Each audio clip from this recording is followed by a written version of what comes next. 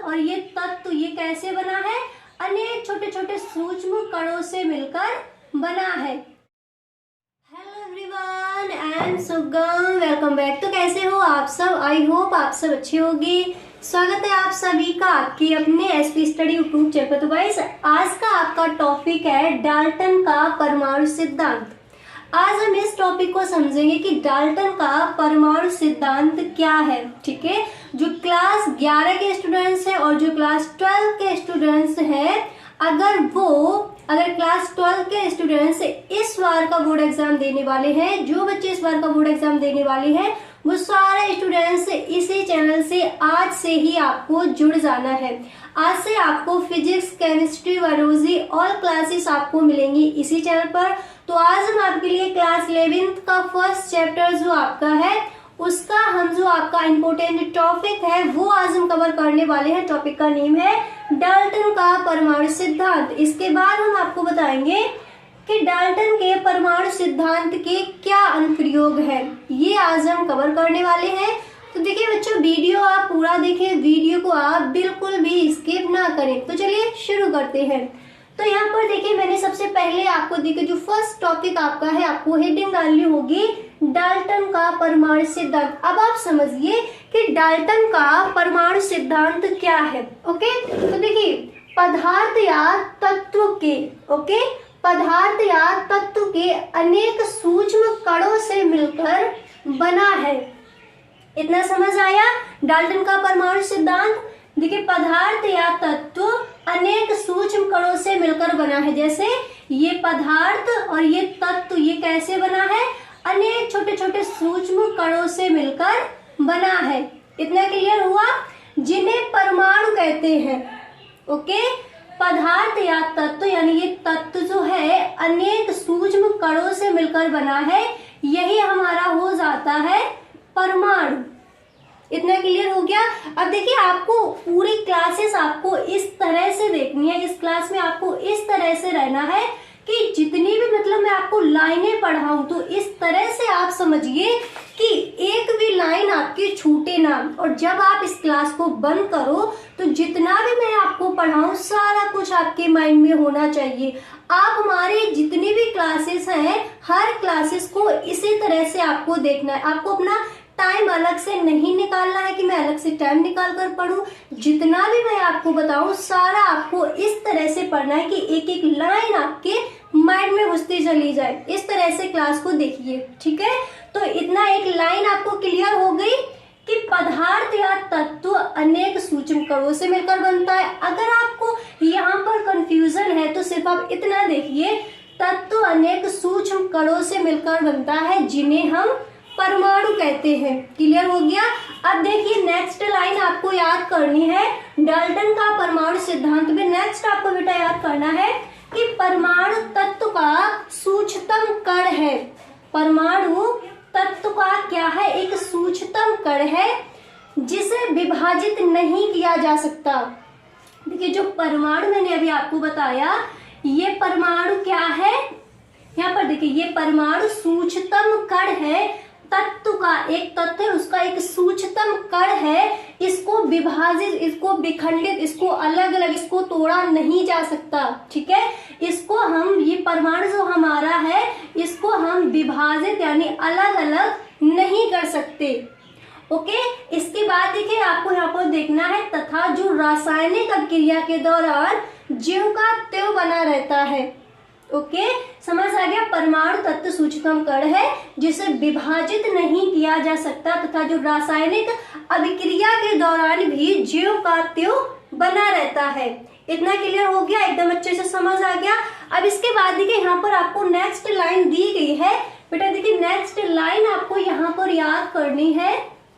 देखिए next line यहाँ पर आपकी दी गई है कि एक तत्व के सभी परमाणु द्रव्यमान, आकार व अन्य गुणों के समान होते हैं। डाल्टन का परमाणु सिद्धांत आप इस तरह से रट लीजिए कि कभी भी लाइफ में आप इसको कभी भी भूल ही ना पाओ। इस तरह से आपको पढ़ना है। ओके बेटा, तो देखिए नेक्स्ट आपका क्या है, यहाँ पर नेक्स्ट आपको लिखना है कि एक तत्व के, मतलब एक तत्व है, एक तत्व के सभी परमाणु, ये एक तत्व है, इसके जितने भी परमाणु हैं सभी परमाणु द्रव्यमान, इस तरह से द्रव्यमान है और इसका आकार, ये इसका आकार दिया गया है द्रव्यमान आकार व अन्य गुणों में समान होते हैं। ओके, इतना क्लियर हो गया। आप देखिए विभिन्न तत्वों के परमाणु के द्रव्यमान व गुण भिन्न भिन्न होते हैं। ओके, देखिए एक तत्व के सभी परमाणु, एक तत्व मैंने आपको बताया, इसके सभी परमाणु आकार अन्य गुणों में समान होते हैं। इतना क्लियर हुआ आपको। अब देखें यहाँ पर विभिन्न तत्वों के, अब यहाँ पर समझिए जब आपका एक तत्व था तो एक तत्व के आपके जो सभी परमाणु थे वो कैसे थे, एक तत्व के सभी परमाणु आकार और आयतन गुणों में समान थे, परंतु विभिन्न तत्वों के, यहाँ पर आप समझिए दिया गया कि विभिन्न तत्वों के परमाणुओं के द्रव्यमान व गुण भिन्न भिन्न यानी अलग अलग होते हैं। जब आपका एक तत्व था तो इसके जो आकार था वो आपका एक समान रहेगा, और जब आपके अलग अलग यहाँ पर ये तत्व अलग अलग लिए जाएंगे, अलग अलग तत्व यानी एक तत्व के सभी परमाणु द्रव्यमान एक समान गुणों के होते हैं और विभिन्न तत्वों के परमाणुओं के द्रव्यमान व गुण भिन्न भिन्न होते हैं। क्लियर हो गया इतना? कहीं पर भी आपको कोई इशू है तो आप हमें कमेंट बॉक्स में जरूर बताएं। ठीक है, एक एक लाइन को आपको इस तरह से समझना है कि यहीं पर आपको जो आपका ये टॉपिक है अच्छे से आपको क्लियर हो जाए। ओके, इतना समझ आ गया?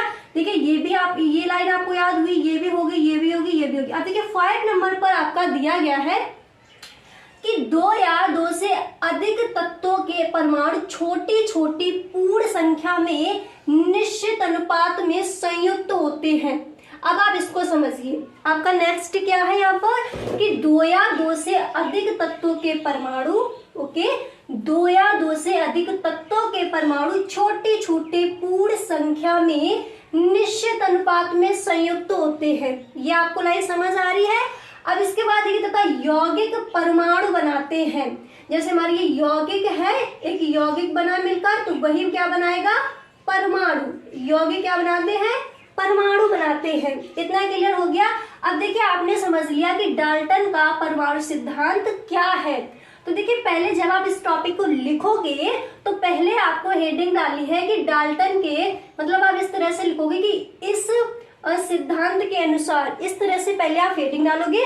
उसके बाद जो मैंने आपको ये पॉइंट बताए हैं ये आपको लिख लेने हैं। बोर्ड एग्जाम में ये आपका क्वेश्चन आस्क किया जाता है। ठीक है, जो आपके, अगर आप क्लास 11th में हो तो क्लास 11th में भी जो आपके पेपर होंगे उनमें भी ये जो आपका टॉपिक है वो आस्क किया जाता है, तो अच्छे से इसको कवर कीजिए। ठीक है, तो आप जब लिखोगे बेटा तो एक चीज आपको यहाँ पर ध्यान रखनी है, आपको यहाँ पर लिखना है कि इस सिद्धांत के अनुसार, उसके बाद आपको ये टॉपिक लिखने हैं, सॉरी इसके बाद आपको ये जो मैंने पॉइंट बताए हैं वो आपको लिखनी है। इतना क्लियर हुआ? अब इसके बाद देखिए अब आपको समझना है कि डाल्टन के परमाणु सिद्धांत के अनुप्रयोग क्या क्या है। अब आप समझिए डाल्टन के परमाणु सिद्धांत के अनुप्रयोग। तो देखिए ये लाइनें आपको कवर होगी, इतना आपको अच्छे से क्लियर हो गया, कहीं पर भी किसी बच्चे को कोई दिक्कत नहीं है।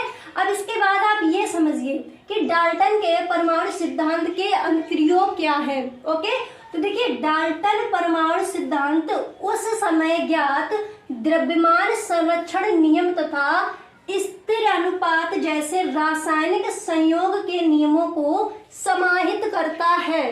ठीक है, लाइन को पढ़िए। डाल्टन परमाणु सिद्धांत उस समय ज्ञात द्रव्यमान संरक्षण नियम तथा स्थिर अनुपात जैसे रासायनिक संयोग के निश्चित नियमों को समाहित करता है।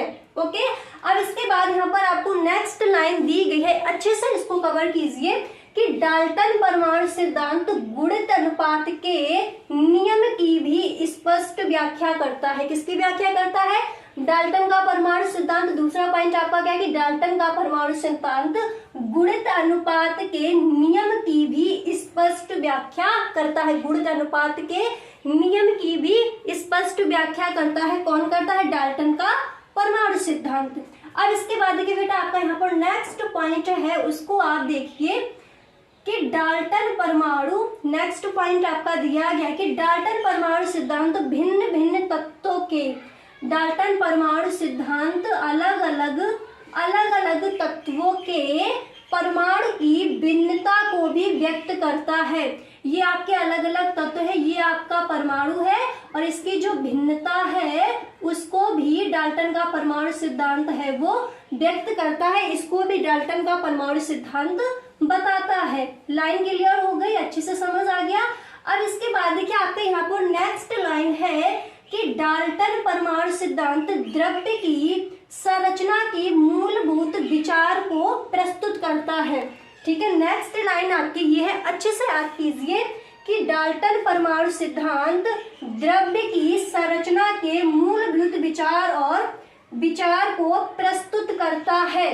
तो ये बेटा आपका हो जाएगा डाल्टन के परमाणु सिद्धांत के अनुप्रयोग। तो आज आपने सीखा कि जो डाल्टन का परमाणु सिद्धांत क्या है, उसके जो मेन पॉइंट थे वो मैंने आपको बताए। नेक्स्ट आपने सीखा डाल्टन के परमाणु सिद्धांत के अनुप्रयोग। इतना क्लियर हो गया?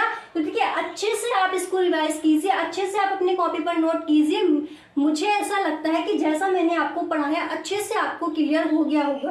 अगर आपको कोई भी चीज समझ नहीं आती, कोई भी टॉपिक आपको समझना है तो आप हमें कमेंट बॉक्स में जरूर बताएं। ओके, अब देखिए इसके बाद आपका नेक्स्ट वीडियो आएगा कि आपको अब किस तरह से अपनी स्टडी करनी है, आपका टाइम टेबल क्या होगा, आपका डेली रूटीन क्या होगा, किस तरह से आपको पढ़ना है, किस तरह से पूरे जितने भी आपकी केमिस्ट्री है, फिजिक्स है, बायोलॉजी है, इस सिलेबस को आप किस तरह से देखोगे। तो उस वीडियो को आप देखना बिल्कुल ही ना भूलें। तो जो पूरी आपकी ईयर है, इस पूरी ईयर का मैं आपको बताऊंगी किस तरह से आपको अपनी स्टडी करनी है कि इस बार के टॉपर आप ही हो। ओके,